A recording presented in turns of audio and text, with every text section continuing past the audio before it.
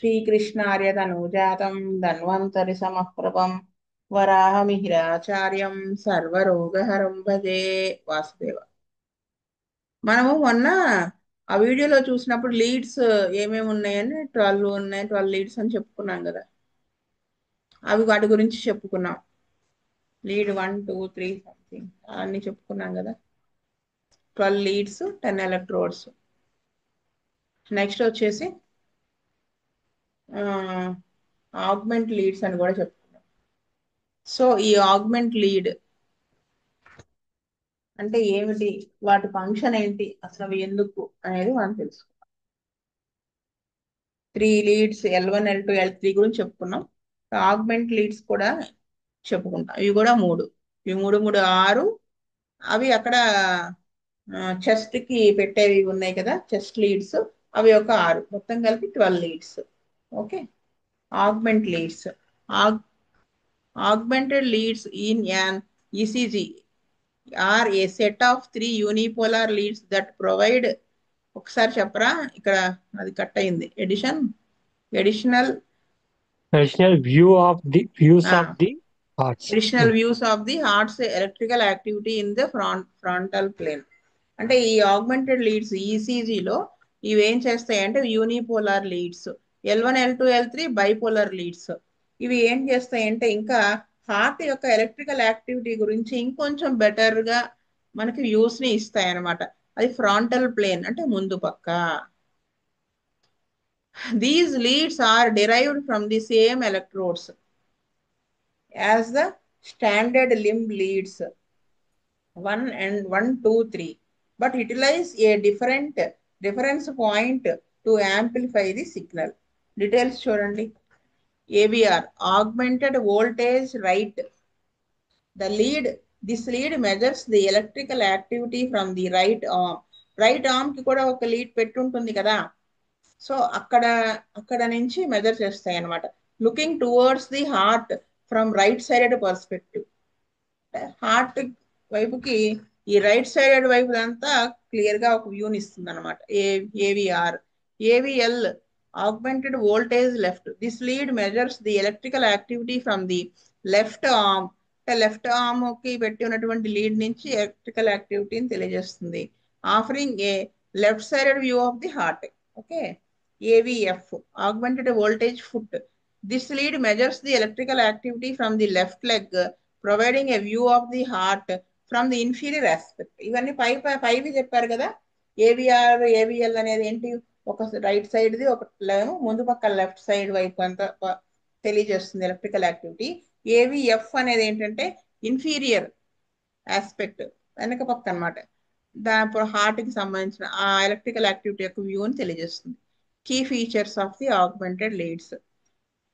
They are considered unipolar. They are considered unipolar because they use a single positive electrode on the arm or leg and a composite negative electrode derived from the other limb leads. Next వచ్చేసి amplified. The augmented leads amplify the signal compared to standard limb leads, making them more useful for detecting smaller electrical changes. Okay. మిగతా వాటితో పోలిస్తే కనుక ఇది ఇంకా చిన్న చిన్న changes ఏమన్నా ఉన్నా కానీ ఎలక్ట్రికల్ యాక్టివిటీలు తెలియజేస్తుంది. దీని యొక్క స్పెషాలిటీ ఆగ్మెంటెడ్ లీడ్స్ వల్ల. Frontal plane. They contribute to the 12 lead ECG by providing additional views of the heart's electrical activity in the frontal plane.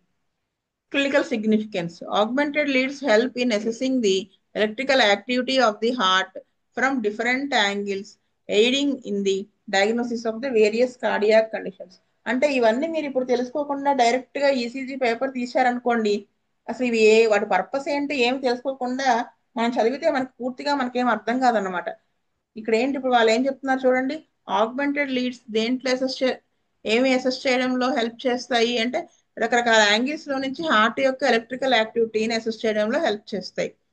ఇంకా రకరకాలటువంటి హార్ట్ కండిషన్స్ ని డయాగ్నోస్ చేయడంలో అనమాట. For example lead AVR, augmented lead ఏంటది, right, can be helpful in identifying the right ventricular hypertrophy. అంటే right side frontal region నీకు ఎలా తెలియచేస్తుంది ఏవిఆర్ అనేది. సో రైట్ వెంట్రికల్ హైపర్ట్రోఫీ అంటే హైపర్ట్రోఫీ అని తెలియజేస్తుంది. అక్కడ ఏవిఆర్ ఈ వైబ్రేషన్ ద్వారా మనకు తెలుస్తుంది అనమాట, వేవ్స్ ద్వారా. Certain types of heart attacks, కొన్ని రకాలైన హార్ట్ అటాక్స్ కూడా తెలియజేస్తుంది. నెక్స్ట్ వచ్చేసి lead AVL left side the, AVF inferior activity of the heart అని తెలియజేస్తుంది. Inferior side are important for assessing left ventricular function, detecting inferior wall అంటే myocardial infarction, ఇది heart attack కదా, దీన్ని కూడా తెలియజేస్తుంది. ఇలా అంటే ఎటువైపు నుంచి చూసినా కానీ 100% ఈ ఈసీజీ ద్వారా ఆ లోపల హార్ట్ యొక్క ఎలక్ట్రికల్ యాక్టివిటీ ఎలా ఉంది అనేది తెలియజేస్తుంది అనమాట. ఇంకా నుంచి మనం అన్ని వీడియోస్ చెప్పుకుంటాం, వీడియోలోకి వెళ్ళిపోతాం.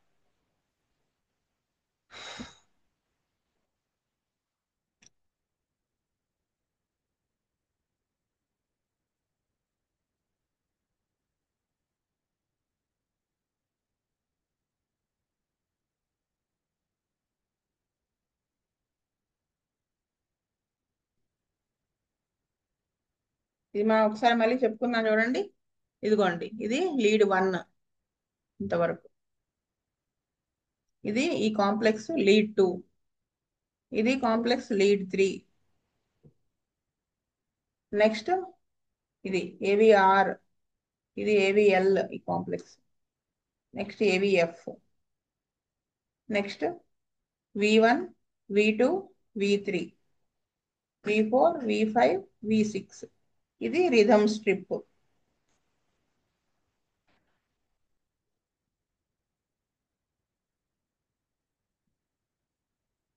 ఇప్పుడు లీడ్స్ ఏంటనేది, 12 లీడ్ ఈసీజీ లో లీడ్ 1, లీడ్ 2, లీడ్ 3 బైపోలార్,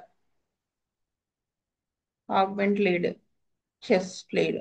అంటే ఊరినే ఒకసారి మళ్ళీ రికలెక్ట్ చేసుకుని ఇంక వెళ్ళిపోదాం ముందుకి.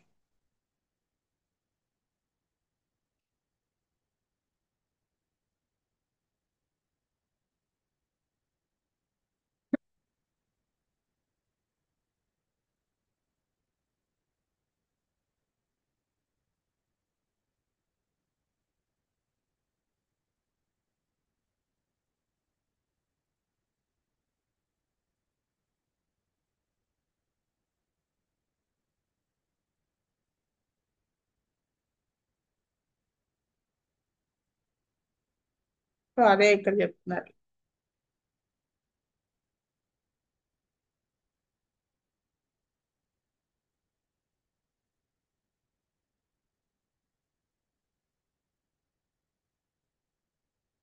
ఇది రిథమ్ స్ట్రిప్. హార్ట్ రేట్ ని క్యాలిక్యులేట్ చేయొచ్చు. ఇప్పుడు ఈసీజీని అసలు 100% ఆ పేపర్ని ఎలా చదవాలి అనేది ప్రాసెస్. ఇది ఆల్రెడీ కొంత విన్నారు కానీ నేను మళ్ళీ చెప్తాను. ఇది ఆ చిన్న స్క్వేర్ ఉంది కదా, ఆ చిన్న స్క్వేర్ ని ఈసీజీ మిషన్ లో ఆ చిన్న స్క్వేర్ పాస్ అవడానికి పట్టే టైము 0.04 సెకండ్స్. ఓకే, నెక్స్ట్ వచ్చేసి పెద్ద స్క్వేర్ లో 5 స్మాల్ స్క్వేర్స్ నిలువుగాను అడ్డంగాను ఉంటాయి కదా, లార్జ్ స్క్వేర్. అప్పుడు 5 × 0.04 ఈక్వల్స్ టు 0.2 సెకండ్స్. అంటే చూడండి, ఒక పెద్ద స్క్వేర్ ని క్రాస్ చేయడానికి పట్టే టైం ఇది, అడ్డంగా చూసేది టైం ఎంత టైం పడుతుంది, 0.2 సెకండ్స్ పడుతుంది. సో 5 లార్జ్ స్క్వేర్స్ ని దాటడానికి ఎంత టైం పడుతుంది, 0.2 × 5 అంటే 1 సెకండ్ పడుతుంది. ఓకే,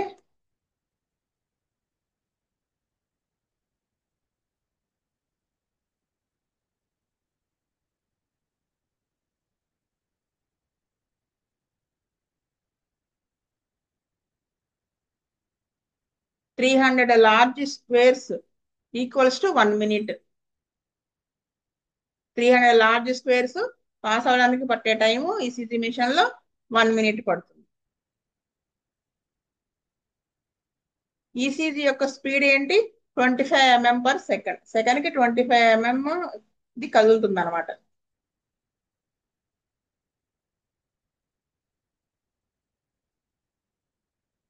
నెక్స్ట్ చూడండి. ఇది టైం, ఇది మీరు చెప్తున్నారు టైం ఇది. సో ఇదేంటి యాంప్లిట్యూడ్.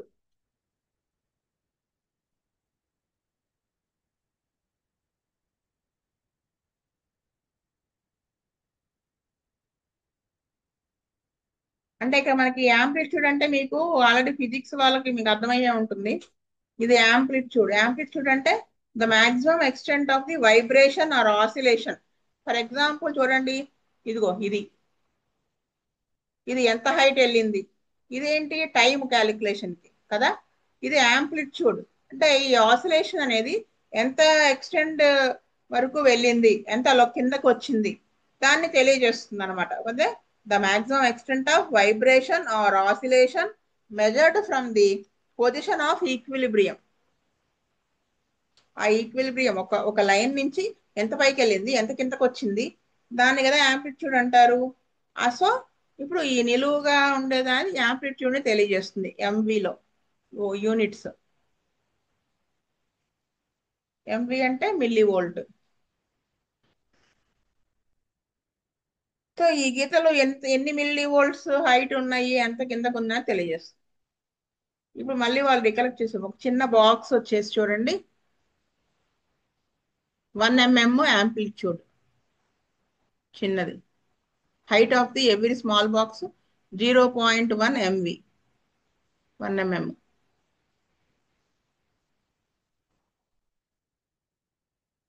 టైం వచ్చేసి 0.04 seconds.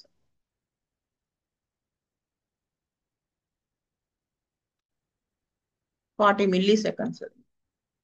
Every small box represents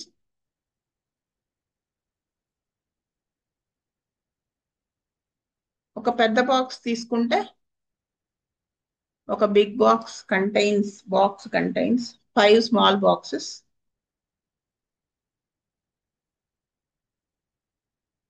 time చూస్తే 5 × 0.04 సెకండ్స్ ఒక బాక్స్ కి. Duration 5 × 0.04, 0.2 seconds into 5. ఒక బాక్స్ కి ఒక పెద్ద దీంట్లో చిన్న బాక్స్ కి 0.04 సెకండ్. ఈ మొత్తం దానికి అవే అంతే 0.22 సెకండ్స్. ఇది వాళ్ళు ఓవరాల్ గా ఇప్పుడు కన్క్లూజన్ లోకి వచ్చి చెప్పారు. ఉండండి చెప్తా. ఇది బట్టి పట్టాల్సిందేనండి, దీంట్లో మరొక మార్గం అయితే నాకు లేదు. చూడండి, ఈ ఒక బాక్స్ 0.04 సెకండ్స్, యాంప్లిట్యూడ్ వచ్చేసి 5 బాక్సెస్ అయితే 0.5 MV, 5 mm. సో ఈ 5 యాంప్లిట్యూడ్ లో చూస్తే 5 mm, ఇది 0.20 సెకండ్స్ లో అది క్రాస్ అవుతుంది.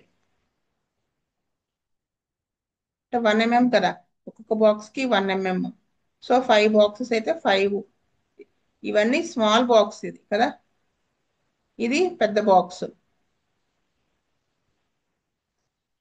సో ఒక ఈ బాక్స్ కి 1 mm, ఇలాంటివి 5 బాక్సెస్ కలిపితే ఒక పెద్ద బాక్స్ అవుతుంది. సో 5 × 1 5 mm కదా, యాంప్లిట్యూడ్ 5 mm ఒక బాక్స్ కి. ఇంకా టైం ఏంటి 0.20 సెకండ్స్. ఎందుకు చదువుతున్నా అనేది ఇప్పుడు నెక్స్ట్ అర్థమవుతుంది మీకు.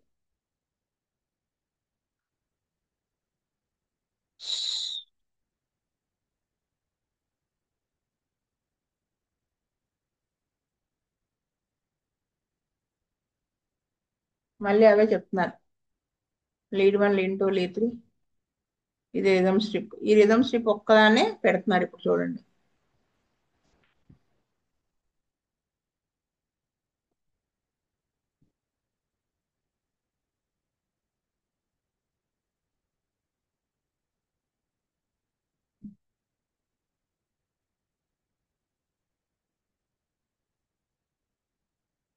యాంప్లిట్యూడ్ 1 MV అదే చూపిస్తున్నారు.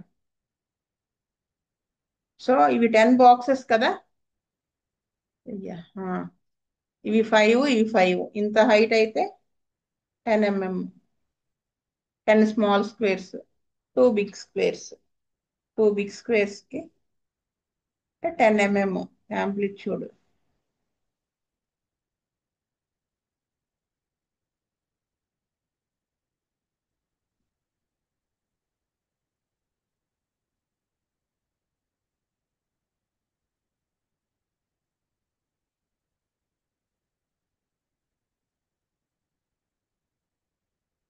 ఈ రిథమ్ స్ట్రిప్ ద్వారా మనము హార్ట్ రేట్ ని కౌంట్ చేయొచ్చు.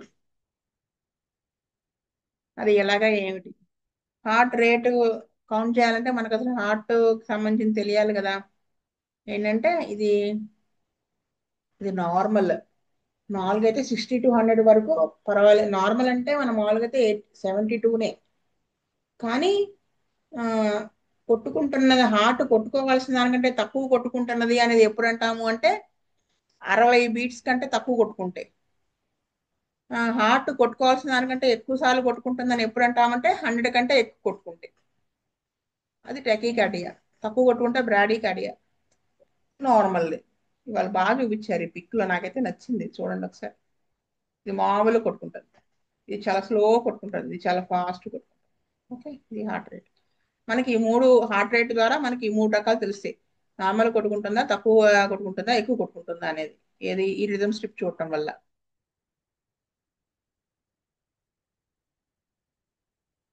ఎంత డిఫరెన్స్ చూపించారు వాళ్ళు. ఇప్పుడు చూడండి హార్ట్ రేట్ ని ఎలా కొలవడం. ఇప్పుడు వస్తుంది చూడండి, ఇంకా మీరు ఈసీజీ పేపర్.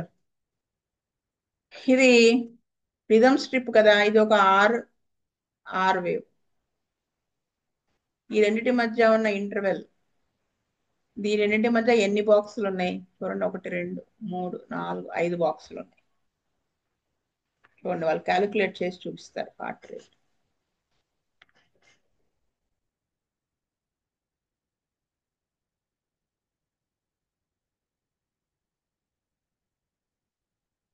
ఏ, 5 కదా. ఈ ఆరు ఆరు ఈ రిథమ్ ఆర్ఆర్ లెవెల్స్ మధ్యలో ఎన్ని బాక్సులు ఉన్నాయి ఇది. నెక్స్ట్ దీనికి దీనికి మధ్యలో ఆర్ఆర్ అంటే రెగ్యులర్ రిథమ్ అన్నమాట. సో ఈ ఆర్ఆర్ మధ్య ఇంటర్వెల్ ఎన్ని బాక్సులు ఉన్నాయి? ఇక్కడ 5. సో దీనికి దీనికి మధ్య కూడా 5 ఉండాలి. ఉంటేనే అది రెగ్యులర్ రిథమ్ అవుతుంది. అయితే వాళ్ళు చూడండి, large squares in 1 RR interval. 1 RR interval అంటే దీనికి ఇదొకటి ఇదొకటి దీనికి మధ్య ఉన్నది అనమాట 5. నెక్స్ట్ హార్ట్ రేట్ ని క్యాలిక్యులేట్ చేయడానికి 300/5 వేయాలి. అంటే ఒక నిమిషం చూస్తా, ఆపుతున్నాను ఈ వీడియో. అంటే ఇక్కడ చూడండి, దీనికి దీనికి ఇది ఒక ఆరు, ఇది ఒక ఆరు. క్యూఆర్ కాంప్లెక్స్ అంటారులే, ఇది అది నేను చెప్తాను. అయితే ఇది ఆర్ అన్నమాట. ఇది ఒక ఆర్. దీని మధ్యలో ఎన్ని బాక్సులు ఉన్నాయో కౌంట్ చేసి దీని మధ్య 300/5 వేస్తే 60 beats/minute అంటే నార్మల్ రెగ్యులర్ రిథమ్ అనే వస్తుంది.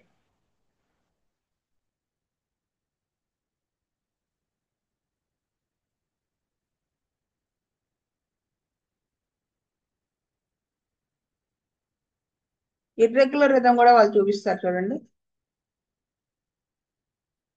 చూడండి, దీనికి దీనికి మధ్య తక్కువ గ్యాప్ ఉంది, దీనికి దీనికి మధ్య ఎక్కువ గ్యాప్ ఉంది, ఇది ఇంకా ఎక్కువ గ్యాప్ ఉంది. అలా ఇర్రెగ్యులర్ గా ఉంది, అది ఇర్రెగ్యులర్ రిథమ్ అనమాట.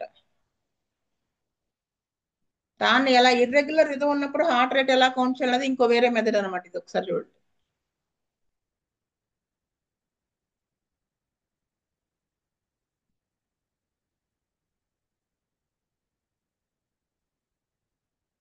ఇక్కడ ఏం చేయాలంటే 30 బిగ్ స్క్వేర్స్ తీసుకోవాలి. ఇందాక దాంట్లో ఏం చేసాం, ఆర్ఆర్ ఇంటర్వెల్ కి మధ్యలో ఎన్ని బాక్సులు ఉన్నాయి, దీనికి దీనికి మధ్య ఎంతలో ఎన్ని ఉన్నాయి చూసి 300/5 వేసి చేసాం. ఎన్ని బాక్సులు ఉంటే అన్ని బై 5. 300 ఎన్ని బాక్సులు ఉంటే మధ్యలో ఆర్ఆర్ ఇంటర్వెల్ అన్ని 5 అన్ని బాక్సులు వేసి డివైడ్ చేస్తే వచ్చేది హార్ట్ రేట్ అనుకున్నాం. ఇక్కడ ఇర్రెగ్యులర్ రిథమ్ అనిపించింది అనుకోండి, అది కౌంట్ చేయాల్సిన విధానం చూడండి. ఈ బాక్స్ ఇది 1, 2, 3, 4 ఇలాగా వాళ్ళు 30 బాక్సెస్ తీసుకుంటారు. ఓకే, 30 బాక్సెస్ తీసుకుని 30 బాక్సెస్ లో ఎన్ని కాంప్లెక్స్లు డెవలప్ అయినాయి? ఇదిగో ఇదంతా ఒక కాంప్లెక్స్. ఓకే, అయితే ఇక్కడి నుంచి ఇక్కడ దాకా 30 బాక్సుల్లో ఎన్ని కాంప్లెక్స్లు డెవలప్ అయినాయి అంటే ఇక్కడ 1 2 3 4 5 6 7 8 9 10 11 12 13 14 కాంప్లెక్స్లు ఫామ్ అయినాయి.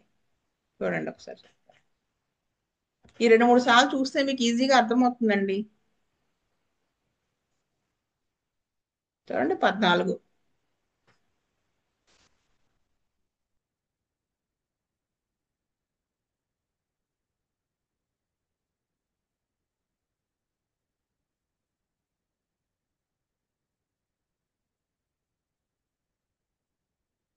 So number of complexes in 30 big squares అంత 14. హార్ట్ రేట్ ఎలాగా? 14 × 10 140 బీట్స్ పర్ మినిట్ అనమాట. అది ఏదైనా 10తో ఇది చేస్తే మల్టిప్లై చేస్తే వచ్చేది అన్ని బీట్స్. అంటే ఇది టాకీకార్డియా, హార్ట్ కొట్టుకోవాల్సిన దానికంటే ఫాస్ట్ గా కొట్టుకుంటుంది అని అర్థం. ఇది ఇప్పుడు ఇందాక చెప్పాను కదా, ఇది ఒక కాంప్లెక్స్. ఇది మొత్తం పిక్యూఆర్ఎస్టి కాంప్లెక్స్ అంటారు. Okay, PQRST complex. దీన్ని బట్టే ఎలక్ట్రికల్ యాక్టివిటీ ఎలా ఉందనేది తెలుస్తుంది. సో ఇది నేను నెక్స్ట్ క్లాస్లో చెప్తాను. స్వస్తి ప్రజాభ్యః పరిపాలయంతాం న్యాయేన మార్గేణ మహిం మహిష గోబ్రాహ్మణేభ్యः సోమస్తు నిత్యం లోకా సమస్తా సుఖినో భవంతు. లోకా సమస్తా సుఖినో భవంతు. లోకా సమస్తా సుఖినో భవంతు. ఓం శాంతి శాంతి శాంతి. వాసుదేవ వాసుదేవ వాసుదేవ. వాసుదేవ. ఏంటంటే ఇక్కడ మనం పీ వేవ్ ఏంటి, ఆ వేవ్ ఏంటి, ఇవేంటి అనేది మనం అన్ని తెలుసుకోవాలి. పీ వేవ్ ఎప్పుడు ఫామ్ అవుతుంది,